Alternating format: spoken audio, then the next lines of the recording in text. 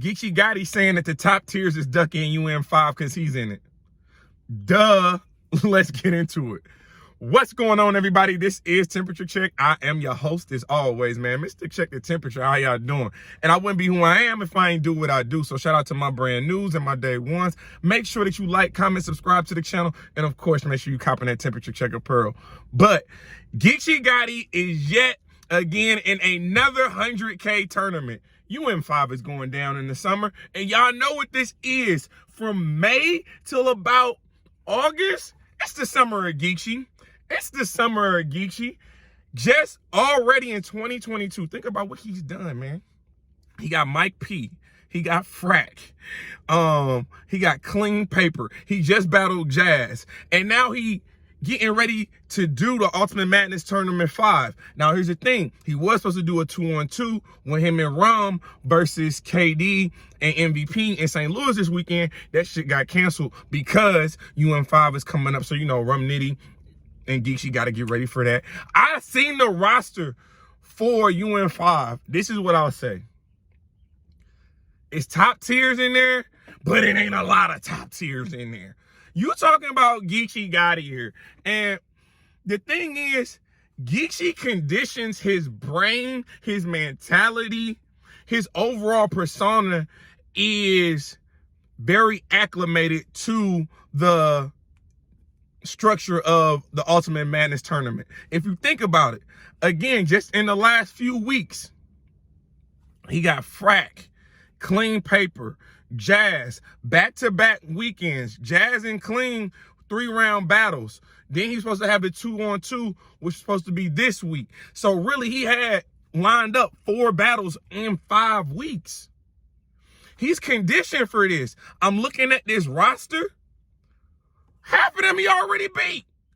The other half he could beat. Now, that's a couple names in there that's definitely going to give him a run for his money. I'm not going to say that because I'll be honest with you. There's a big EFB in that joint. EFB makes up at least 25% of the roster.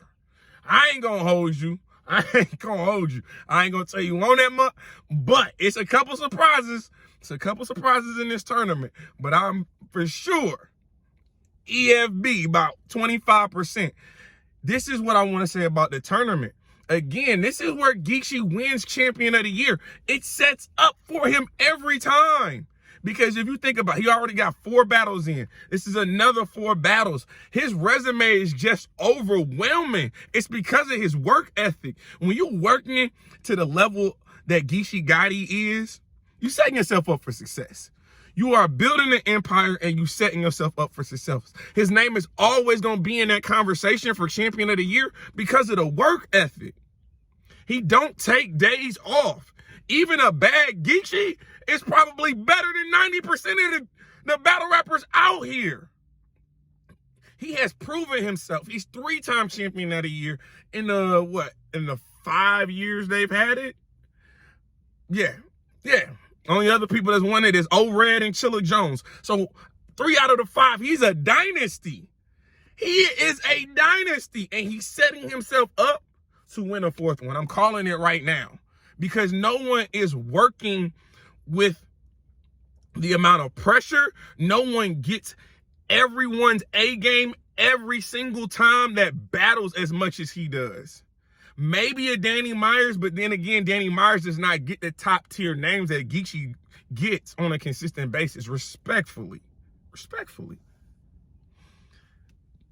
I understand why these top tiers are done. You're not going to see, if you're looking for a Sue Surf, it ain't going to be, you looking for a Tay Wright, It's some high quality names in here. It's a couple people making their names, making a comeback on the URLs. A couple people that have gotten bumped up into this tournament. But if I'm looking at the lay of the land, man, it's only about 4 or 5 of them that's really going to be able to compete with Geechi.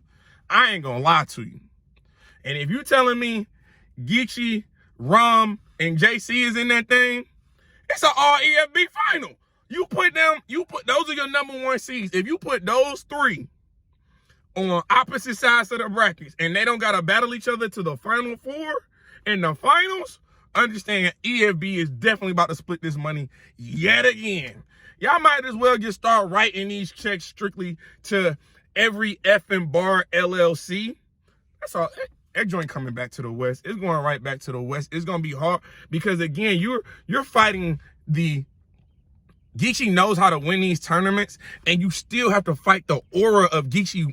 When the judges are looking at Geechi battles, you gotta beat Geechi. You have to beat Geechi.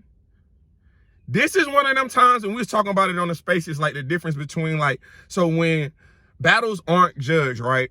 When battles aren't judged and there's a huge discrepancy between the favorite and the underdog does well, usually a 9-10 round goes to that 9.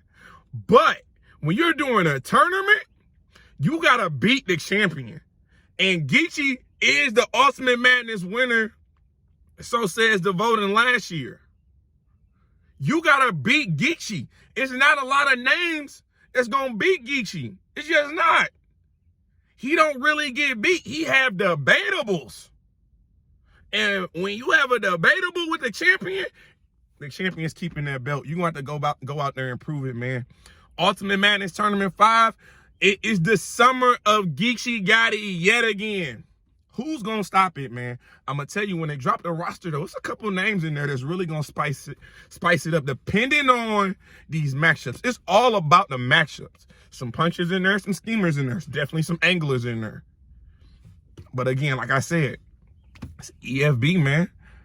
But again, like I said, I'm not surprised that the top tiers is ducking Geechi. If you've already lost to Geechi once, maybe you've already lost to Geechi twice. Why you want to lose to Geechi a third time on your career? I mean, my Lord. You lose to Geechi Gotti 3 separate times?